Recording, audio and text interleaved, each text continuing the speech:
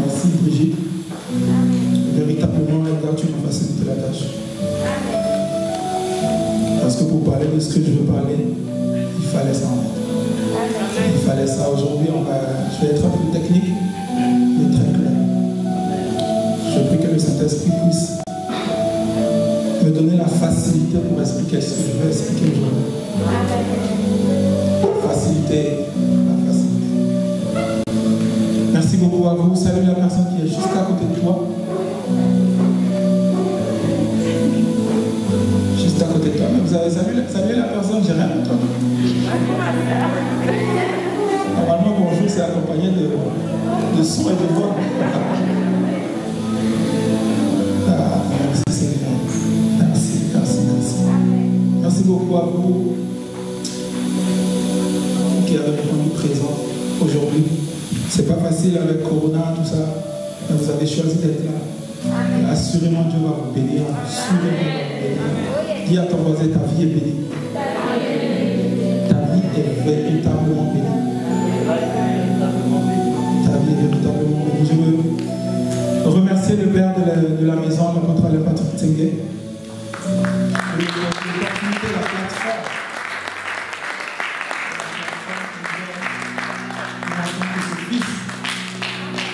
Parce qu'il faut savoir que c'est le Père qui dispose les choses pour que le Fils puisse aller beaucoup plus loin et aller loin. Et merci beaucoup à lui et sa famille pour avoir répondu oui à l'appel de Dieu sur sa vie. Je bénis le Seigneur pour cela. Je veux aussi honorer les pasteurs de Rennes, les pasteurs d'Adier, pasteur Marlène,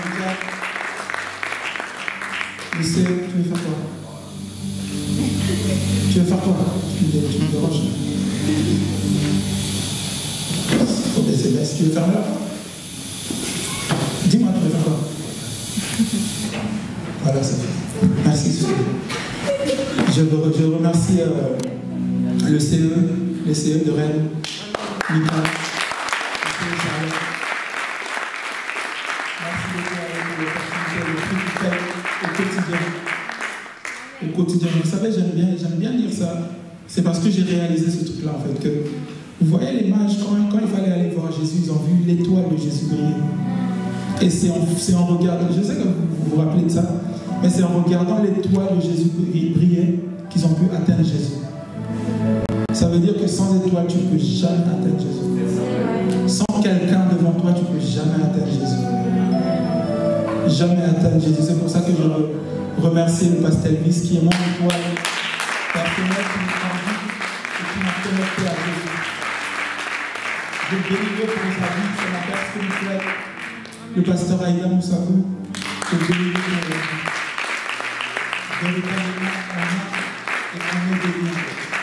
on est béni de les avoir comme parents spirituels. Merci Seigneur, je ne vais pas beaucoup crier aujourd'hui. On va se parler clairement et ça va être très technique. Je compte à tout en chacun de suivre attentivement. Si vous loupez un truc, c'est que c'est fini. C'est que c'est fini. Si vous loupez un seul truc, c'est que c'est fini. On va parler de la puissance dans la connaissance et l'intelligence. La puissance dans la connaissance et dans l'intelligence. L'intelligence, j'ai défini l'intelligence comme c'est l'accumulation de connaissances et la connaissance accumulée produit une façon de faire, de penser, de raisonner et de résoudre les problèmes. Donc on sait que l'intelligence découle directement de la connaissance. Donc l'intelligence, c'est l'accumulation de la connaissance que tu as, qui te donne de raisonner facilement, logiquement. La logique de tout le monde, bien sûr. Parce que des fois, on sait qu'au cours, on a des logiques, mais quand la copie revient, quand on fait les examens, quand la copie revient, on remarque que les logiques qu'on avait, c'était pas ça du tout. C'était pas ça du tout. Donc la logique logique. La logique logique. Donc on va... tu peux m'aider à lire, s'il te plaît. J'aime bien quand tu lis plutôt. J'aime bien quand tu lis. Il y a l'onction quand tu lis. Il y a l'onction quand tu lis.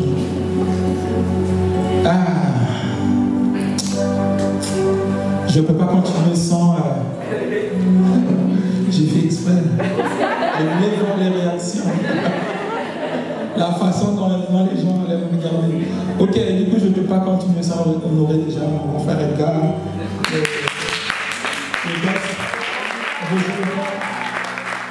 Madame merci beaucoup à vous pour tout ce que vous faites pour moi. Vous savez, dans la marche avec Jésus, si tu n'as pas quelqu'un à côté ou bien des gens à côté qui peuvent te corriger quand il faut, c'est que tu n'es pas en Christ. Cherche ce que tu cherches, mais je suis sûr que ce n'est pas Dieu que tu cherches. Sans plus tarder, je veux aussi honorer, vous savez, arriver à un moment, la Bible dit que il n'est pas bon que l'homme soit seul. Il n'est pas bon que l'homme soit seul. Et ce verset-là a pris vie dans ma vie. Le verset-là s'est concrétisé dans ma vie. Je veux honorer Fidèle. Merci de me supporter au quotidien. Donc Fidèle, ce matin, merci de me supporter au quotidien. Je sais que j'ai des périodes très compliquées. Même moi, je ne comprends pas. Mais tu arrives à me supporter. Que Dieu te bénisse abondamment. Je sais que tu es ici. Je sais que tu es ici. Et qu'on va très très bien. Vous savez, il y a une chose que j'aime dire, c'est que si tu fermes ces yeux comme ça, 2 secondes, et tu nous regardes après, tu ne vas plus nous reconnaître. Parce que la vitesse à laquelle Dieu nous amène, si tu te défocalises un tout petit peu de nous, tu vas plus nous reconnaître. C'est ça que tu vas comprendre. Et je prie que ça soit pareil dans ta vie. Donc on continue. La connaissance, elle a plusieurs niveaux. La connaissance a plusieurs niveaux. Je vais développer 3 niveaux de la connaissance. 3 niveaux de la connaissance. La connaissance ginosko. Je vous ai dit que ça va être très, très technique. Ginosko, qui s'écrit G-I-N-O-S-K-O. Je vais expliquer.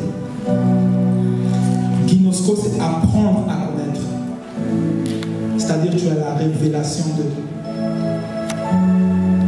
Ginosko, tu as la révélation de... Tu as la révélation. On va lire Matthieu 16, 8. Matthieu 16, 8.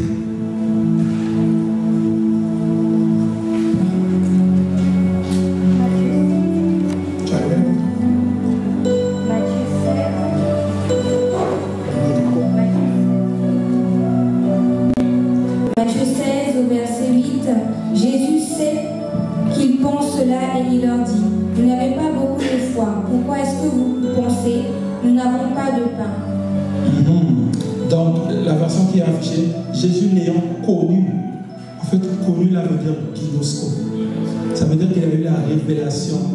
Parce que personne ne lui a dit, il a eu la révélation. Il a eu la révélation. Exemple. Par exemple, ça c'est mon bras là. Suzy ne peut pas me convaincre que c'est pas moi. Je sais, j'ai la révélation que c'est moi. Je sais. Tu sais que tu sais. La révélation ginosko. La deuxième, c'est épignosis. Retenez bien, s'il vous plaît. Je vous ai dit, ça va être très compliqué, très technique. Épignosis qui s'écrit E-P-I-G-N-O-S-I-S. Épignosis. Et dans la connaissance ginosko, quand tu as la révélation, quelqu'un peut...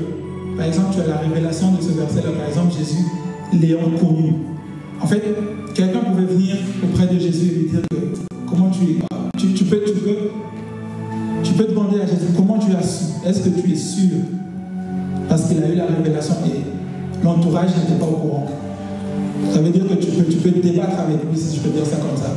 Tu peux mettre en cause le fait qu'il a connu, le fait qu'il a su. J'espère que je ne vous ai pas perdu. J'espère que je ne vous ai pas perdu. Non. Ça va, on va développer la foi aujourd'hui. Par la suite, on va bien comprendre. Donc, épignosis, c'est la connaissance précise et correcte. sais, et personne ne peut venir te convaincre du contraire. Épignosis. Épignosis. C'est pareil. Ton pied, personne ne peut dire que ce n'est pas ton pied. Tu sais que tu sais que tu sais. Ça veut dire que la connaissance, elle est précise déjà. La connaissance, elle est précise. Épignosis. 1 Timothée 2, 4.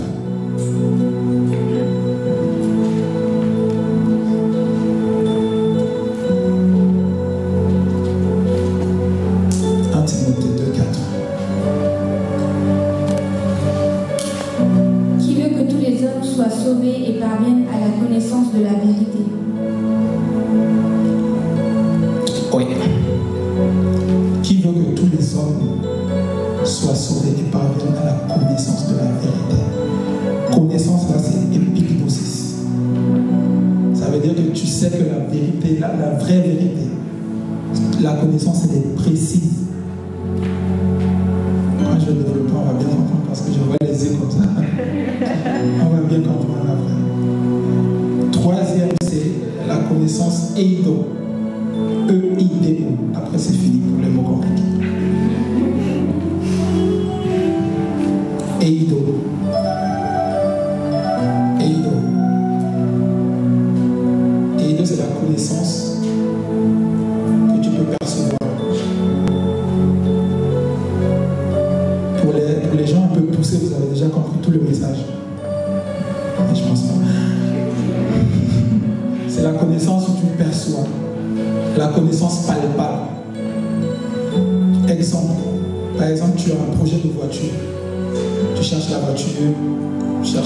Tu essaies de te convaincre que je veux telle voiture. Ça, c'est... quand tu cherches la voiture, c'est la première... c'est Kinosco. Quand tu essaies de te convaincre que ça doit faire partie de toi, épignosis. Quand c'est devenu palpable, c'est-à-dire que tu es dans la voiture et tu roules, eido. Eido. Donc on va voir les 3 étapes, comment pratiquement mettre la parole en pratique pour que ça puisse fonctionner dans la vie. Pour que, à coup sûr, on doit avoir des résultats. À coup sûr, on doit avoir des résultats. Par exemple, c'est très simple. Quand tu as, par exemple, on parle de corona, et il y a des gens, des fois, quand tu tousses un tout petit peu, tu es déjà sur Internet. Tu vas chercher c'est quoi les symptômes. Tu es en train de t'informer. Kinosco. Tu es en train de t'informer. Après, tu t'es convaincu que tu as corona. Épignosis. Ça veut dire que ça fait partie de toi maintenant. Tu sais que tu t'es convaincu que tu as corona. Épignosis. Après épignosis vient eido. Ça veut dire on t'a testé, tu es positif. Ça veut dire que la maladie est palpable. Et c'est comme ça dans la vie de tous les jours.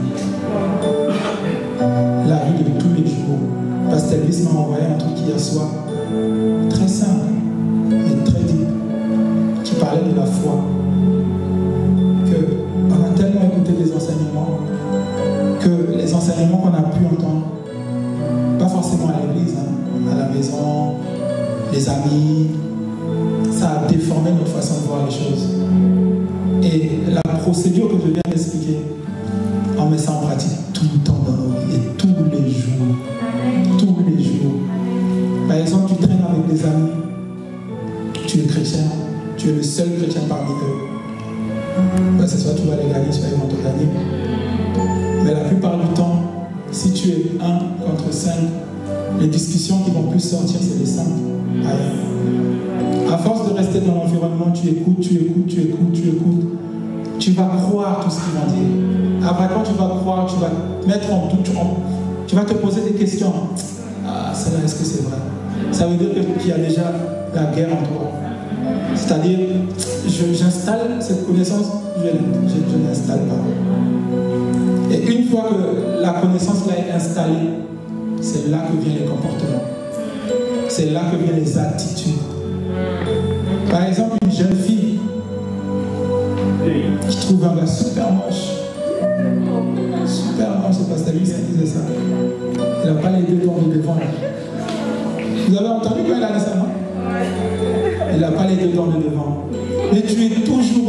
avec. Toujours au téléphone avec. Au début, tu peux ne pas être intéressé. Mais à force de l'écouter, tu vas être convaincu qu'il est beau. Tu vas être convaincu qu'il est beau. Tu vas être convaincu qu'il est beau. Ça veut dire que là, tu as suivi les 3 étapes.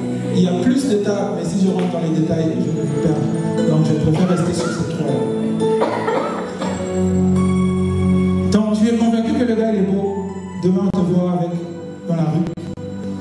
Le gars que tu disais que tu ne voulais pas de lui. Le fait d'entretenir des discussions avec quelqu'un, ça va te convaincre de ce que tu ne voulais pas au départ. Gabi a parlé dimanche dernier des connexions. Des connexions. Tout le monde parle des connexions. Tout le monde me passe par ça. Je sais que vous suivez beaucoup des hommes de Dieu ce matin. Ils vous parlent de ça aussi. Mais vous là, on veut faire comme on veut. Vous savez, Pasteur Lys dit un truc, et c'est tellement vrai. Il n'y a pas de c'est une nouvelle gaffe. Il n'y a pas de nouvelle gaffe, c'est juste qu'il y a des nouveaux gaffeurs. Il y a des nouvelles gaffeuses. Personne ne peut impressionner les gens ici. Tu ne vas rien faire sur cette terre que quelqu'un n'a pas déjà fait. Quand on parle de connexion, vous savez par exemple, je sais que je suis très riche. Je sais que je suis très très riche. Mais le fait de savoir que tu es riche et que tu traînes avec les gens qui ne savent pas qu'ils sont riches, ils vont te convaincre que tu es pauvre. Et que tu vas être pauvre et tu vas rester pauvre. Vous savez, j'ai un oncle en Guyane pour vous dire que comment les procédures et comment. Je ne sais pas si je dis ça, si je vais vous perdre. C'est tellement clair. Par exemple, dans l'ADN de quelqu'un, je reviens, dans l'ADN de quelqu'un, il y a sa génération passée. Ton grand-père est là, l'arrière-grand-père est là, l'arrière-arrière-grand-père est là, dans l'ADN que tu portes aujourd'hui. J'ai un oncle qui vient il a eu des enfants, mais quand il a eu des enfants, ses enfants aimaient s'asseoir comme ça, d'une façon comme ça. Juste comme ça, bah, tu vois, tu t'assois sur tes pieds comme ça. Et lui, il n'a jamais fait ça en fait. Lui, il n'a jamais fait ça. Il dit, mais comment ça se fait que mes enfants s'assoient comme ça? C'est tellement bizarre. Pourquoi en fait? Comment ça se fait? Et son père lui a dit, tu sais que mon père, il s'asseyait comme ça. Donc, tout ce que tu... Vous savez que l'ADN répond à la confession. L'ADN répond à la confession. Pourquoi je dis ça? Ton entourage peut programmer ton ADN. Et quand ton ADN est programmé, c'est fini. Tu peux le déprogrammer. J'ai une bonne nouvelle pour vous. Tu peux le déprogrammer. Mais ça dépend comment tu t'exposes et où tu t'exposes et à qui tu t'exposes.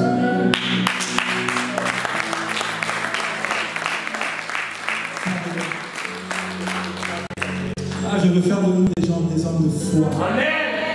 Invincibles. Amen.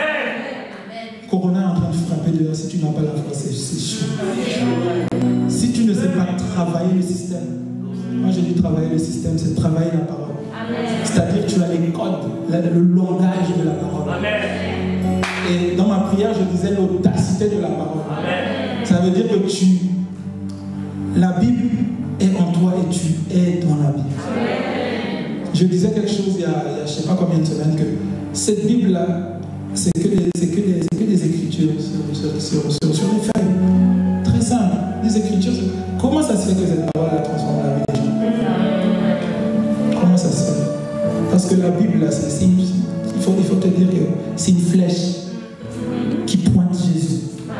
C'est-à-dire Jésus est là-bas. Par exemple, si j'écris comment Edgar est ici, ça c'est Edgar. Il n'a pas beaucoup de cheveux, il porte des lunettes, son caractère c'est ça, c'est mon ami, je peux. Il parle comme ça, il fait comme ça, c'est pas Edgar qui est là, on est d'accord? C'est une description d'Edgar. Ce que j'ai écrit me pointe Edgar que lui là, il fonctionne comme ça. Jésus fonctionne comme ça. J'essaie de retravailler votre mentalité. Jésus fonctionne comme ça. C'est pour ça qu'il y a beaucoup de chrétiens dans les églises, mais très peu de gens qui font la différence. Parce qu'on a négligé ça en fait. Et c'est ça qui travaille la mentalité. Et c'est ça qui transforme ton ADN. C'est ça qui va te donner la puissance et le caractère de Jésus.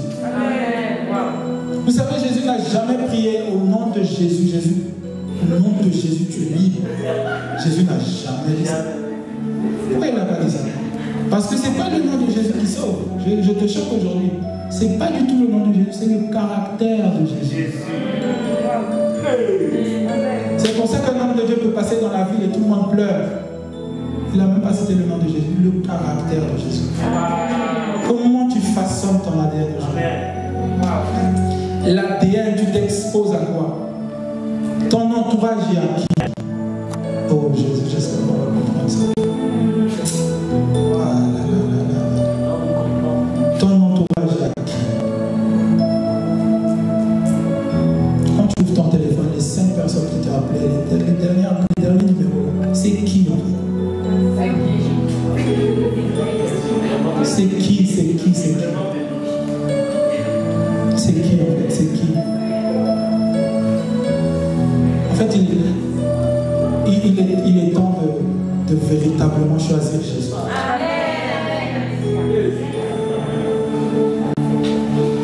Ah, je veux aller au ciel et qu'on puisse être tous ensemble là-bas. Parce qu'on a travaillé l'ADN, on a travaillé notre façon de faire. On a su sélectionner parmi nos amis. Oh, on passe trop vite. On a su sélectionner nos amis. On a su comment mettre en pratique le système, comment rôder le système de la parole. Parenthèse. Vous savez que Jésus revient bientôt. Ça fait longtemps qu'on dit ça. Et même moi j'avais commencé à blaguer avec. Comme tu me dis tout à l'heure, je dis, ah c'est de tout à l'heure là de Jésus. Il a dit que tu ne vas jamais venir. Mais laisse-moi vous dire quelque chose. Il y a plus d'espoir. Quand on dit que Jésus revient, ça veut dire qu'on a fini la totalité du livre. On a tout fini et on est là. Ça veut dire que c'est en train d'être fermé comme ça. Qui sont tes amis aujourd'hui? Tu préfères gagner le monde et perdre ton âme? Tu t'exposes à quoi et à qui? Je sais que je suis très jeune et il y a des gens qui me disent oh, tu sais pas ce que tu dis, vis encore. Okay. Si c'est ça, vivre pour toi, je ne veux pas voir ça. Non. Parce que tu es plus âgé que moi et quand je te regarde, je sais que choisissons Jésus. Choisissons Jésus.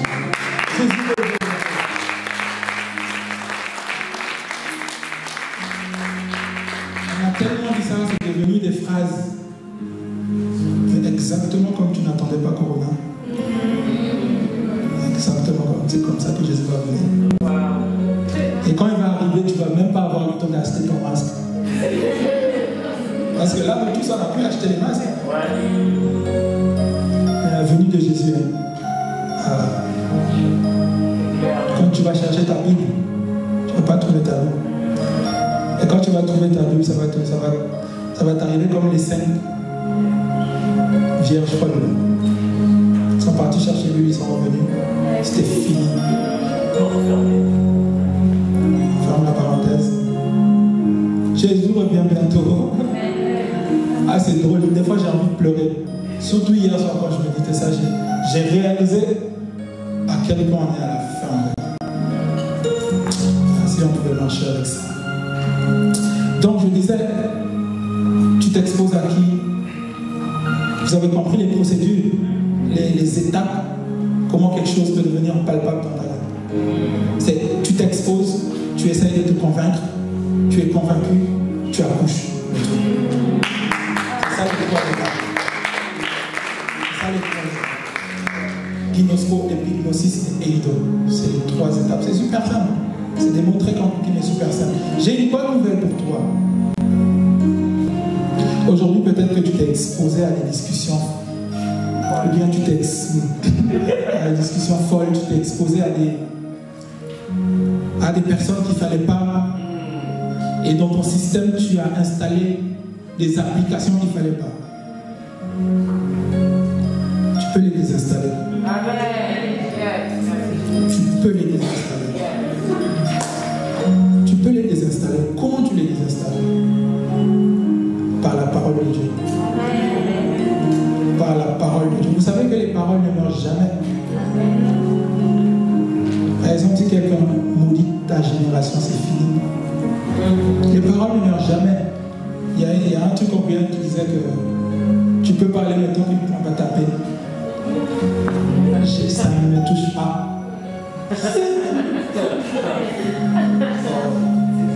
Je préfère que tu me tapes.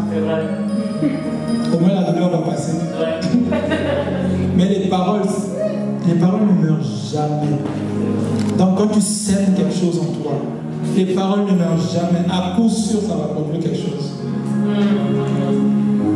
La puissance dans la connaissance. Ça va produire quelque chose. Et comment on tue les paroles quand c'est prononcé dans ta vie? C'est quand tu dis le contraire. C'est les paroles qui tuent les paroles. C'est pour ça que Dieu nous a donné ça.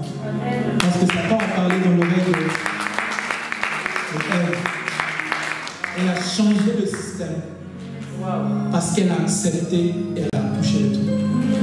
Et Dieu nous a envoyé ça. Et Jésus pour nous transformer de la semence qui a été semée en Ève et Adam. Donc si tu négliges ça, tu n'es pas différent de la génération avant Jésus-Christ. Même s'il y avait les grands hommes de Dieu. Mais la différence que tu vas faire, c'est ça. Si tu es malade aujourd'hui, le truc c'est... Comment je peux dire ça? La Bible va dire que c'est par ses meurtrissures nous sommes guéris. Ok. Par ses meurtrissures nous sommes guéris. Par ses meurtrissures nous sommes guéris. Si tu arrives à te convaincre de ça, toi-même, te convaincre de ça, je t'assure que tu ne vas pas rester plus de 2 mois dedans. Plus de 1 mois dedans. Plus de 1 mois dedans. Je connais un homme de Dieu qui a acheté une voiture avec un verset biblique. Sans argent. Il a pris sa carte bancaire, il avait moins de $2. Découvert. Il est parti voir la voiture. Jésus, en plus sa femme venait juste d'accoucher. Et sa femme allait quitter l'hôpital toujours. Il n'avait pas de voiture, il habitait loin. Donc, trimballer la pauvre femme avec l'enfant, loin là-bas, il fallait développer la foi. En 2-2. Il a été voir la voiture. Il dit, Saint-Esprit, la voiture est belle. Est-ce que je ne peux pas m'acheter cette voiture? Bon, je reviens, je vais chercher un verset biblique. Et je reviens t'acheter. Il est parti, il a pris sa Bible. Il a pris un verset. Il a médité le verset. Il s'est convaincu. Il savait que le verset là, c'est ça. Il est parti devant le monsieur pour acheter la voiture. Ils ont commencé à faire les papiers. Moins de $2. Ils ont commencé à faire les papiers. Venu le temps de payer. Le monsieur lui demande, tu payes en espèces ou tu payes par carte? Non, non, je paye par carte. Il a mis sa carte. Validé.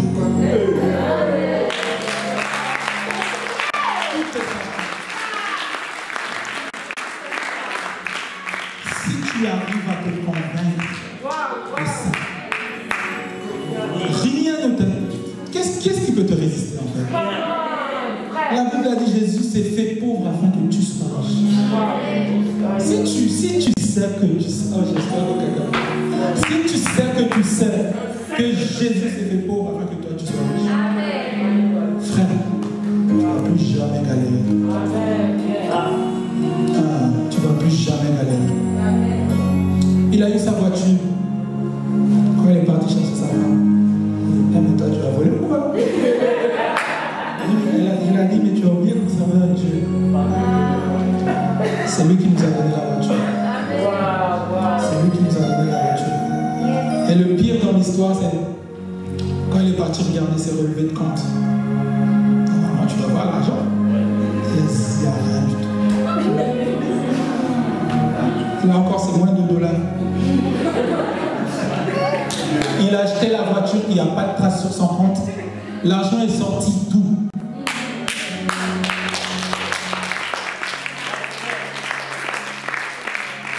L'argent est sorti tout en fait. Je veux nous construire en fait. Je veux construire ta foi. Et quand tu sors d'ici, tu sais que rien n'est impossible. Si tu as échoué aujourd'hui, tu sais que demain tu vas réussir. Et je le prophétise sur ta vie. Que tu vas réussir à tout ce que tu vas réussir. Parce que Dieu vit à jamais. Dieu vit. Sa parole est oui et amen. Sa parole est oui et amen. Sa parole est oui et amen. Je t'assure, s'il vous plaît, essayez au moins un seul verset. Pour l'amour du ciel. Essayez au moins un seul verset. Si ça ne marche pas, réessaye. Si ça ne marche pas, réessaye. Réessaye. On a tellement mystifié Dieu. Dieu est devenu quelque chose, quelqu'un de très loin. Alors qui dit que je suis en toi et toi tu es en moi. Tu sais que Dieu est le plus proche de toi que tes amis. Tu ne peux pas dissocier Dieu de quelqu'un. J'espère que tu vas voir. Tu ne peux pas dissocier Dieu de quelqu'un. C'est par exemple, tu marches dans la rue et on dit Jésus, tu te retournes. Parce que tu es tellement un avec Jésus qu'on ne peut pas dissocier Jésus de toi. Quand on appelle Jésus, tu te tournes. On dit Saint-Esprit, tu te tournes. Parce que tu es full of Dieu. Tu es rempli de Dieu. Waouh, tu es rempli de Dieu. Si tu as la conscience que si tu sais que c'est comme ça dans ta vie, dis-moi, qu'est-ce qui peut t'arriver en fait? Rien. Les études. Un petit garçon qui te fatigue.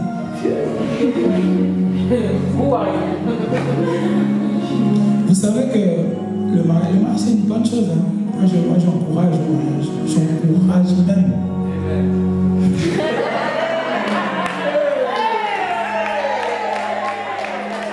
J'encourage même le mariage. C'est une bonne chose. C'est une bonne chose. Vous savez qu'au bout de 5 ans, 5-6 ans de mariage, 5-6 ans de mariage, c'est plus l'amour qui règne, c'est l'amitié, la complicité qui règne. Donc le truc que tu nous parles mal à cause de ça, c'est pas éternel. Merci Suzy. C'est pas éternel. Il y a plus qu'un garçon, il y a plus qu'une fille. Amen. Il y a plus en fait. Il y a beaucoup plus. Je nous encourage au mariage, hein, je dis ça encore une fois. Mais il y a plus qu'un garçon. En fait, on doit... Je ne sais pas si je peux ajouter. Nous, les sœurs qui attendent les gars pour venir vous arranger là. Soyons une génération qui...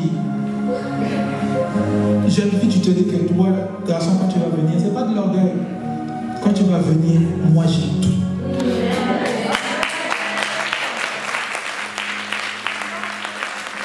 Les gens vont se battre pour vous marier. Parce que fini le temps où les femmes cherchaient les millionnaires. Que les hommes cherchent un peu les femmes millionnaires.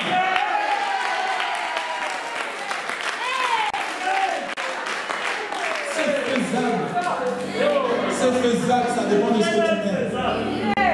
Ça dépend de ce que tu mets dans ton ADN, dans ta façon de faire. Ça dépend de ce que tu as mis dedans. Aujourd'hui, tout le monde pousse les jeunes filles à avoir un gars. Quand tu n'as pas de gars, tu es bizarre. Tu vis pas. Tu déprimes même, c'est ça. Tu déprimes. Mais qu'est-ce que tu as installé en toi pour que ça soit comme ça?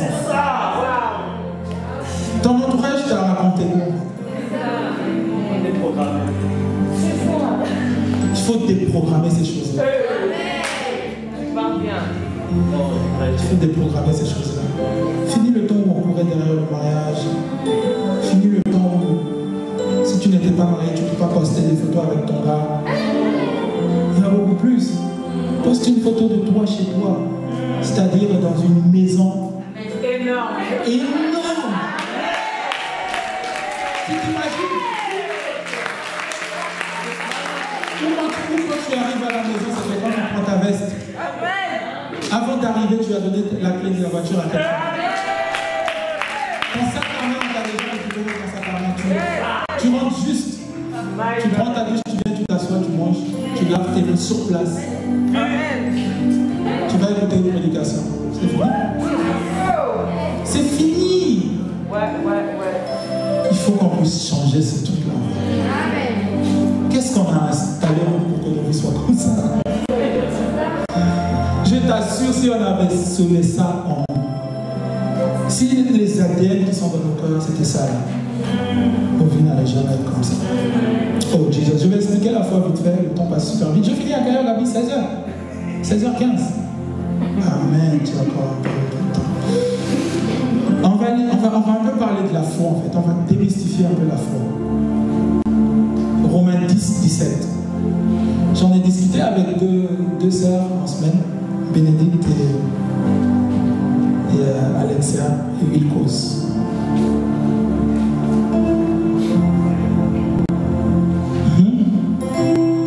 Ainsi la foi vient de ce que l'on entend, et ce que l'on entend vient de la parole de Christ. Vient de la parole de Dieu. Bon, attachez vos ceintures, parce qu'on va expliquer le verset. Ainsi la foi vient de ce que l'on entend. On sait que la foi, un des véhicules de la foi, c'est ce que tu entends. Toujours là? C'est ce que tu entends. Et ce qui transporte ce que tu entends, c'est la parole de Dieu. Donc, si le fait, ce que tu entends, est le véhicule qui transporte la foi, et ce que tu entends transporte la parole, la foi vient de quoi? C'est quoi la foi? Je vous ai perdu. Je vous ai perdu. Je réexplique. Ainsi, la foi vient de ce que l'on entend. Donc, le fait d'entendre, ça te véhicule quelque chose. Donc, le fait d'entendre là, c'est un véhicule qui transporte quelque chose. Et la chose que entendre transporte, c'est la parole de Dieu. Et dans la parole de Dieu, il y a la foi. Perdu? Amen. Je vais simplifier. Le fait d'entendre la parole de Dieu, qui doit produire la foi en toi, c'est... Des fois, les gens disent que c'est lire la Bible à voix haute pour avoir la foi.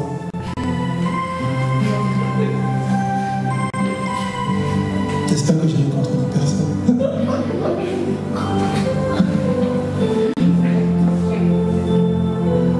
Non.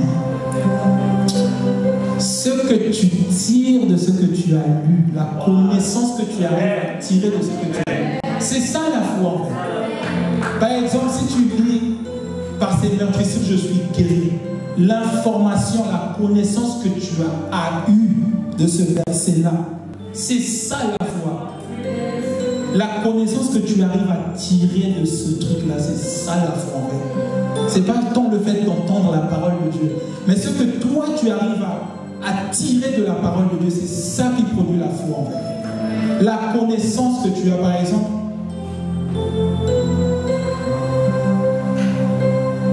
tu étudies et tu apprends les cours par cœur. Vous savez que des fois ça ne marche pas ce truc-là. Ça ne marche pas. Pourtant tu connais le cours par cœur. Et comment ça se fait que ça ne marche pas? Parce que l'enseignement qu'il y a dans le cours, tu n'as pas tiré ça. Et c'est ça qui produit la foi. C'est ça qui fait que tu sais que tu sais. C'est-à-dire la connaissance, vous n'avez pas compris. Hein? Ah, ça là, c'est bien. Ouais, c'est pas grave, vous avez le cas. C'est bon? C'est bon? De toute façon, ça va se recevoir aussi. Vous voyez que c'est pas bien fait, hein? Personne ne me dit c'est bien. Ouais, du coup, c'est ce que tu arrives à tirer de ça qui fait la foi, en fait. Donc, la foi vient de ce que tu entends. Et ce que tu entends vient de la parole. C'est-à-dire la connaissance que tu arrives à tirer de la parole, c'est ça qui produit la foi, en fait. Amen. Donc, le plus, si tu maximises beaucoup dans ça, et que tu arrives à voir le réma que tu tires de la parole, c'est ça qui produit la foi, en fait. C'est ça qui produit. Parce que tu peux mettre la Bible, c'est bien d'écouter la Bible. C'est bien, tu peux tirer la foi de ça. Mais c'est pas le fait d'écouter. Tu comprends rien, tu écoutes. C'est vrai que tu peux tirer la foi de ça, même si tu n'as pas compris que tu appliques. Mais le truc, c'est ce que tu arrives à tirer de ça qui fait ça. Amen. Par exemple, Pasteur Elvis, il aime confesser, il aime nous faire confesser ici. Je vivrai longtemps. Je vivrai longtemps. Vous connaissez ça, non? J'ai un petit truc à vous raconter. Il y a un homme de Dieu qui est aux États-Unis, qui est parti aujourd'hui. Un dimanche, il est venu à l'église. Il a dit, écoutez, dimanche prochain, je ne serai pas avec vous. Je vais partir quelque part, je ne reviens pas. Et ses leaders lui demandent, mais tu vas où comme ça? Comment ça se fait que tu ne vas pas dire, on a besoin de toi dimanche prochain? Il dit, non, je ne serai pas là, je vais partir. Pour vous dire, je vais partir au ciel. En semaine, il a rappelé ses collaborateurs. Je vous ai dit quoi? Dimanche prochain, je ne serai pas là.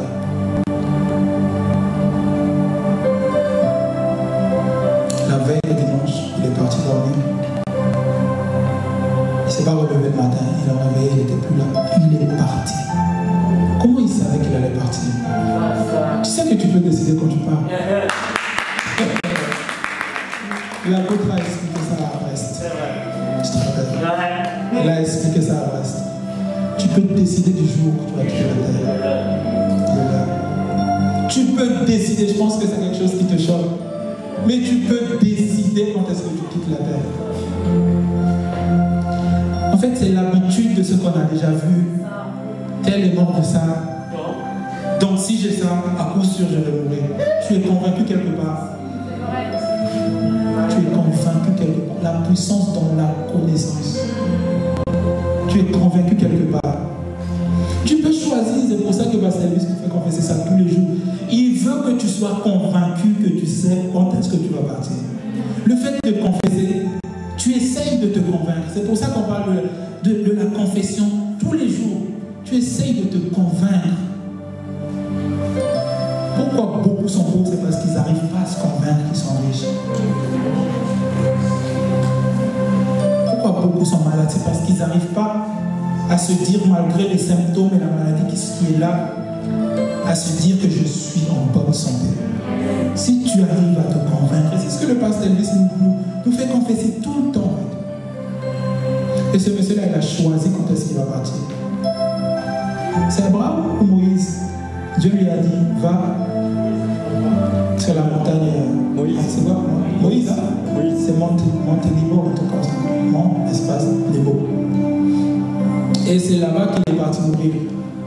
Jésus lui a dit, va à la montagne. Et il a demandé à Jésus, pour faire quoi? Et Dieu lui a dit, vas-y, et meurs. Ça veut dire que lui-même, il avait oublié de partir. J'espère que tu me comprends. Il ne calculait plus le fait de partir.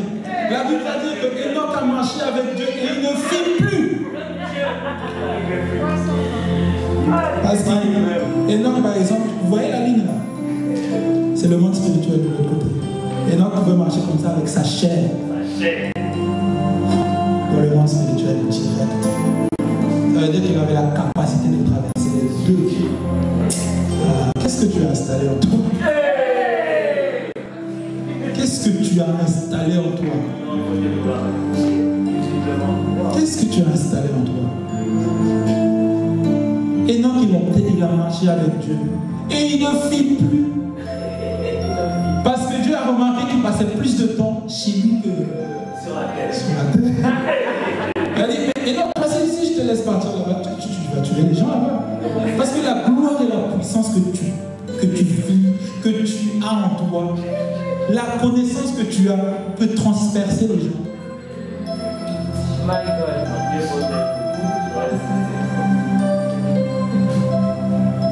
Pourquoi Moïse, quand il est descendu de la montagne, il a mis une voile d'après vous?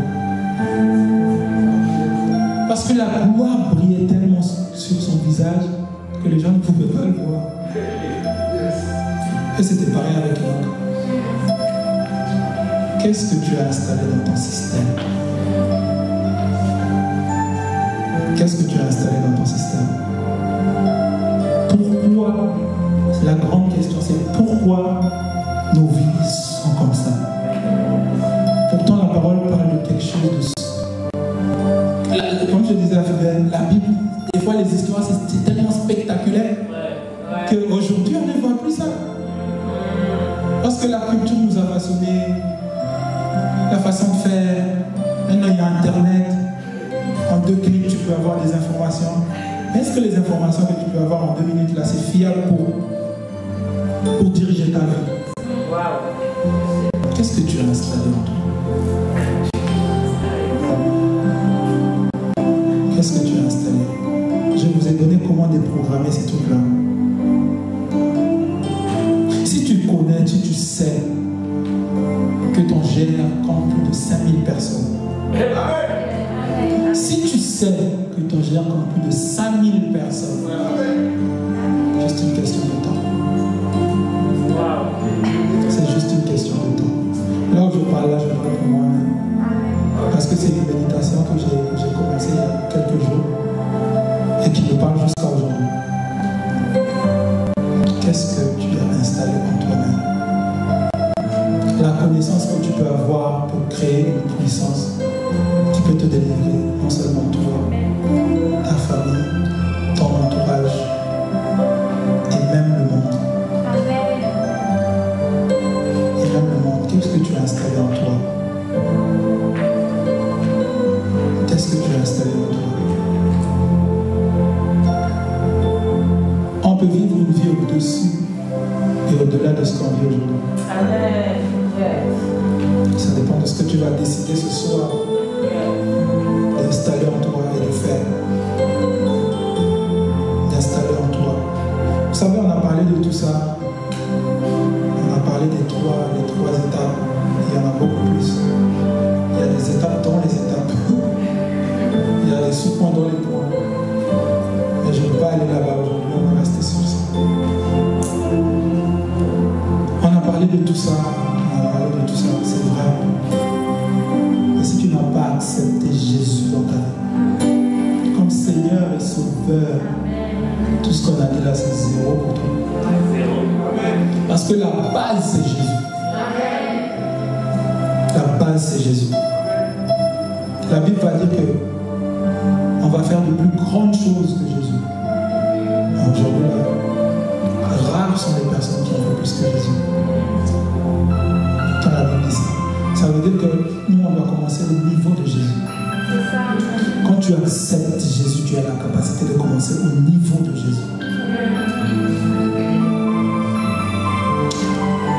Aujourd'hui, si quelqu'un ne connaît pas le Seigneur, que tu sais que dans ta vie, Jésus n'est pas Dieu, et que tu sais que tout ce qu'on vient de dire, tu ne peux pas les vivre. Même si tu crois ou tu ne crois pas, ça ne change rien du tout.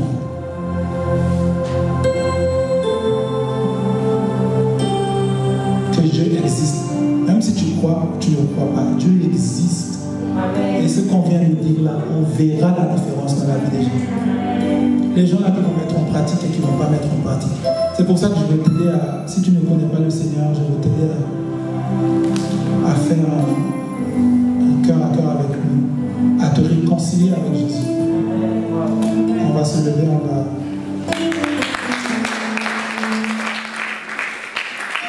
Les chants,